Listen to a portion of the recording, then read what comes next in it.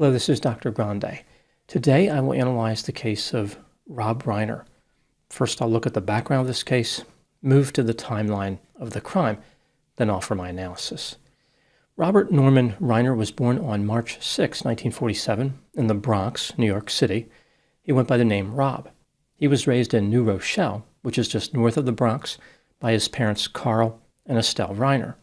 Carl was an actor, director, and comedian, and Estelle was an actress and a singer.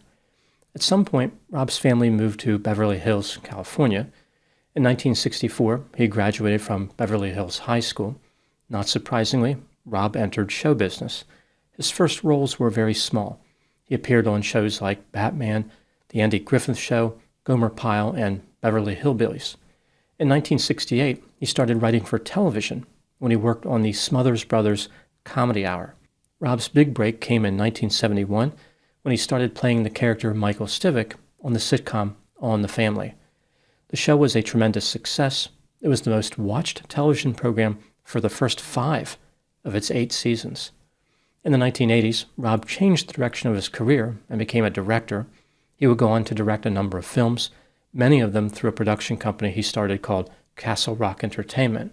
Among other movies, Rob Reiner directed the 1984 film This Is Spinal Tap, Stand By Me in 1986, The Princess Bride in 1987, When Harry Met Sally in 1989, the 1990 movie Misery, A Few Good Men in 1992, The American President in 1995, and the 1996 film Ghosts of Mississippi.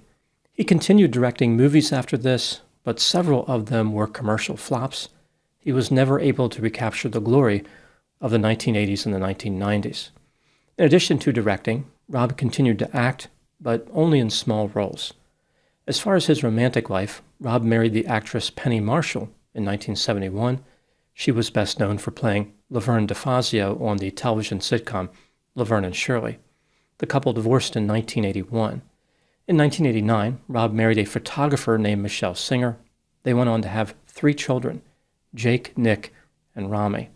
In addition to being a well-known director, Rob Reiner became heavily involved in political activism and often shared his opinion that Donald Trump was terrible, dangerous, and immature. By 2025, Rob and Michelle lived in a $13.5 million mansion located at 255 South Chadbourne Avenue in the Brentwood neighborhood of Los Angeles, California. Rob continued to be active socially, politically, and professionally. Now moving to the timeline of the crime.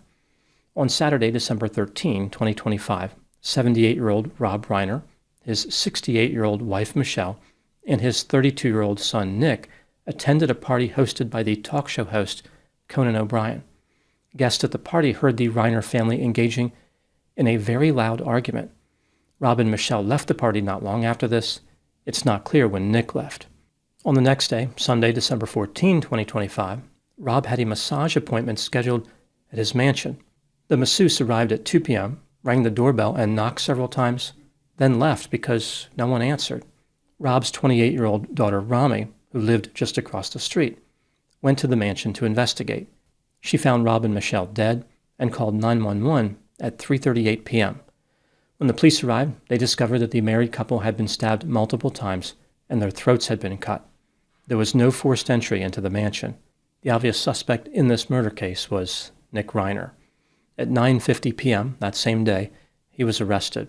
At 5:04 a.m., now on Monday, December 15, 2025, he was booked on suspicion of murder. At the time I'm making this video, Nick is being held on a $4 million bond. Now moving to my analysis. Here are my thoughts on a few areas that stood out to me in this case. Item number 1. Nick Reiner had a history of mental health and substance use problems. He first entered substance use rehab when he was 15 years old. By 2016, he had been in rehab 17 times and had several periods of homelessness. His parents, Rob and Michelle, repeatedly tried to help him overcome his substance use difficulties.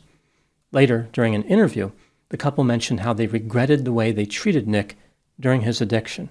Rob said, quote, "When Nick would tell us that it wasn't working for him, we wouldn't listen. We were desperate, and because the people had diplomas on their wall, we listened to them when we should have been listening to our son," unquote. Michelle also expressed concern about the wisdom of mental health clinicians, saying, quote, "We were so influenced by these people. They would tell us he's a liar, that he was trying to manipulate us, and we believed them," unquote. So Rob and Michelle thought the problem they were having as far as helping Nick was that the mental health clinicians were lying to them, not Nick. They believed the presumably licensed and qualified professionals were misleading them, whereas Nick, who was deeply trapped in addiction, was telling them exactly what they needed to do to help him. Rob and Michelle displayed a staggering level of gullibility. Item number 2, Rob and his son Nick produced a movie titled Being Charlie. The film, which was released in 2016, was about a movie star running for Congress whose 19-year-old son was addicted to substances. The strained relationship between the father and the son was explored, along with the impact of addiction. At the end of the film, the father apologizes to the son for pressuring him into rehab.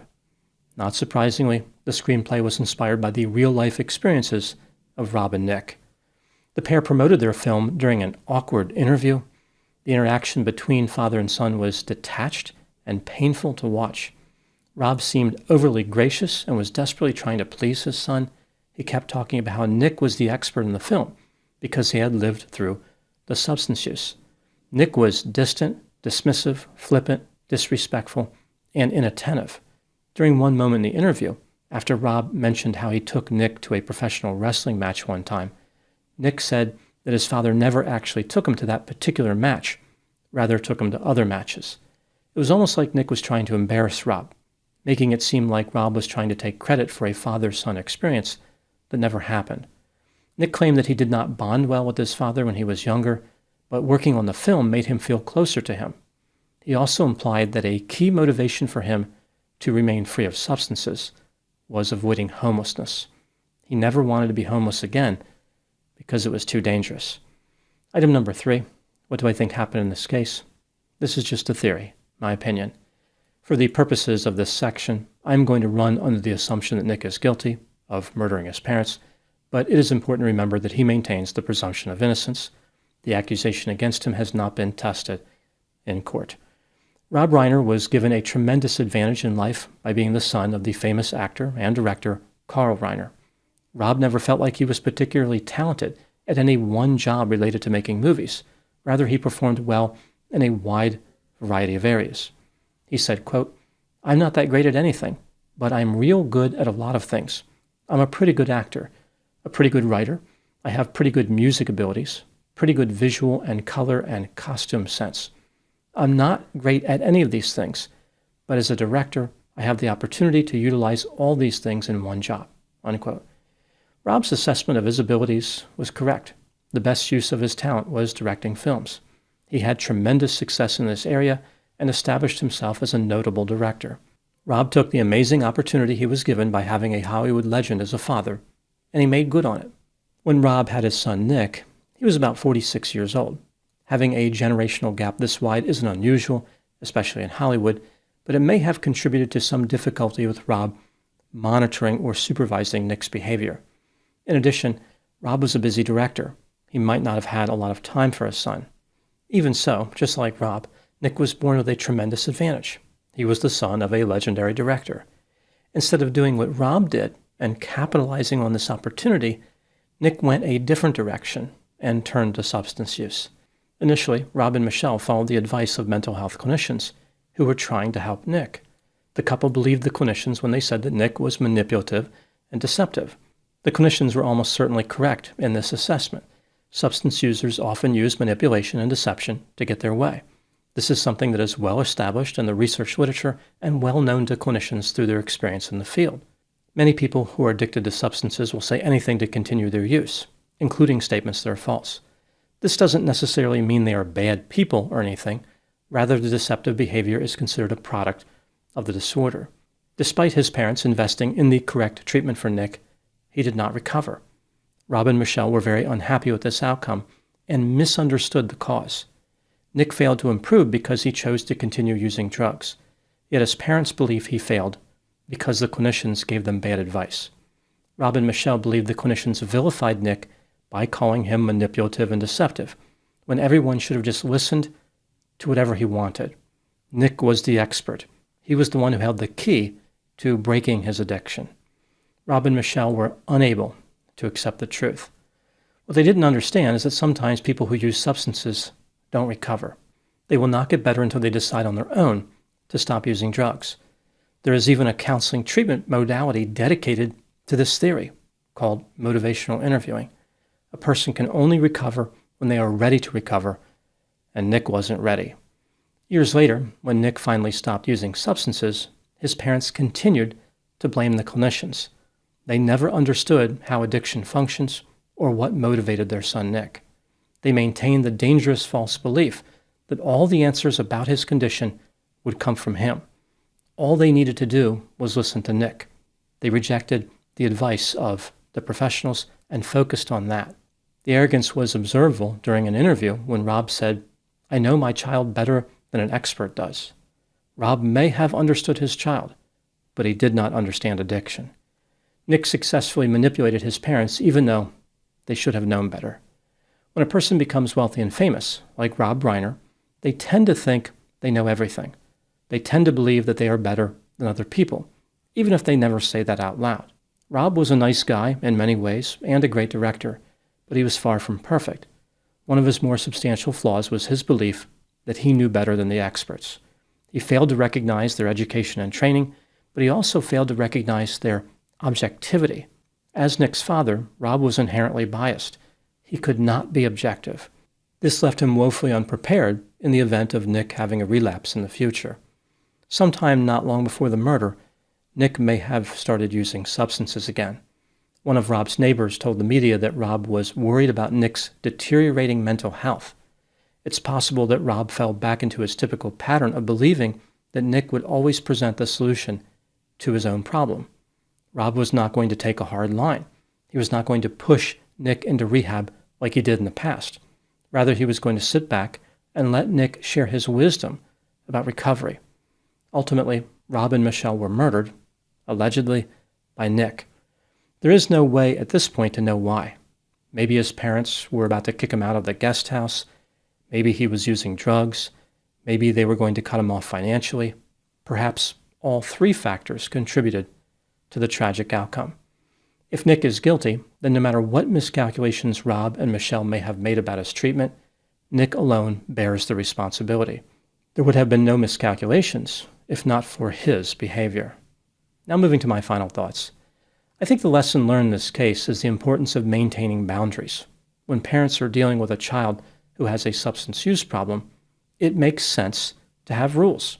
It makes sense to believe the child is lying, to believe the child could be dangerous, to accept that the child needs to be accountable for their own behavior. And it makes sense to believe that mental health experts have insights into addiction that people not in the field may not have. Setting boundaries, demanding accountability, and seeking expertise are all acts of love, in addition to being acts of self-preservation. Sometimes survival requires the courage to say enough, even to someone you love dearly. It may sound inspirational to believe that everyone who has a substance use disorder just needs the world to follow their instructions. They hold the wisdom.